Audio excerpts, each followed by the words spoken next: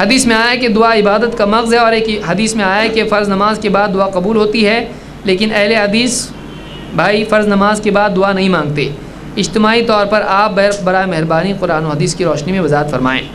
دیکھیے حدیث میں آیا کہ دعا عبادت کا مغز ہے، الدعاء مخ العبادہ، ضعیف حدیث ہے۔ اس میں ایک راوی ہے ابن لہیہ، اس کی یادداشت خراب ہو چکی تھی، امام ترمذی نے اس کو روایت کیا، یہ روایت ضعیف ہے۔ اس سے بہتر روایت دوسری آپ کے پاس ہے، اس میں اللہ کے نبی صلی اللہ علیہ وسلم فرماتے ہیں الدعاء هو العبادہ، دعا عین عبادت ہے۔ تو یہ جو حدیث ہے سنن ابی داؤد میں ہے اور یہ روایت صحیح ہے۔ تو بہرحال دعا عبادت ہے اور عبادت کرنا چاہیے اور اللہ سے مانگنا چاہیے، لیکن مانگنا کیسا چاہیے؟ جیسا ہمارے نبی صلی اللہ علیہ وسلم نے مانگا ہے، اس کے اصول اور آداب اور جو بھی تفصیلات ہیں ان کی رعایت کرنا چاہیے۔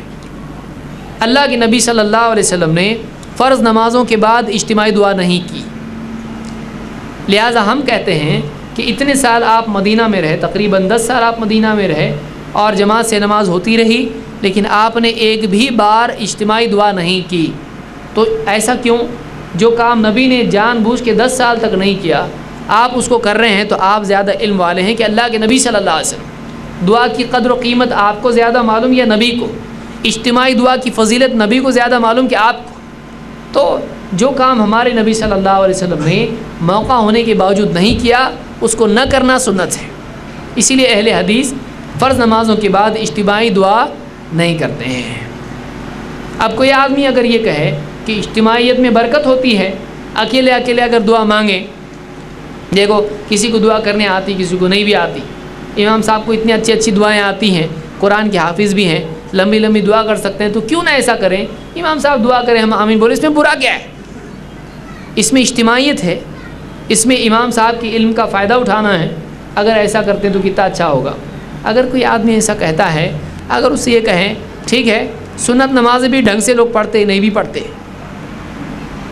اور مغرب کی نماز 3 پڑھ کے اس کے بعد 2 سنت پڑھتے ہیں، اکیلے پڑھتے، ایک کام کریں گے امام صاحب جیسے فرض پڑھا کے فارغ ہوئے پھر سے واپس کھڑے ہو جاؤ، اور جو 3 رکعت فرض پڑھیں اس کے بعد کی جو 2 سنت ہے مغرب کی وہ بھی جماعت کے ساتھ پڑھیں گے، تو کتنا اچھا ہوگا؟ چلے گا نہیں۔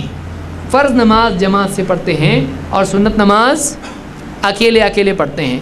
کیوں ایسا کرتے ہیں؟ اس کو جماعت سے پڑھ سکتے کہ نہیں پڑھ سکتے؟ آدمی بولے گا نہیں پڑھ سکتے، کیوں؟ اس لیے کہ یہ ایسا ہی ہے، وہ ویسا ہے، یہ ایسا ہے۔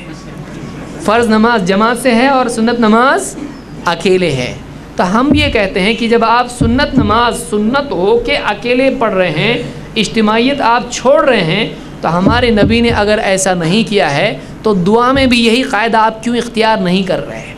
دعا میں بھی وہی قاعدہ ہے، جہاں آپ نے اجتماعی دعا کی اجتماعی دعا کرو، جہاں انفرادی کی وہاں انفرادی کرو۔